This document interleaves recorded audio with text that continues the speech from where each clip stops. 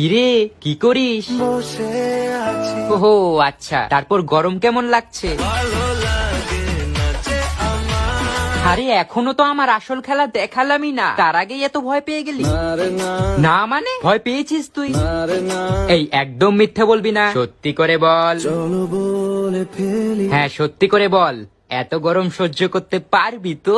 আমি পারবো না কেন কেন পারবি না কেন? বোঝাবো কি করে তোকে আচ্ছা ছাড় বাদ দে, তোর ফ্যান অফ কেন? কারেন্ট নেই আরে না কেন? ও আবার কোথায় গেছে? কেন সন্ধে সন্ধে নামলে সে পালায়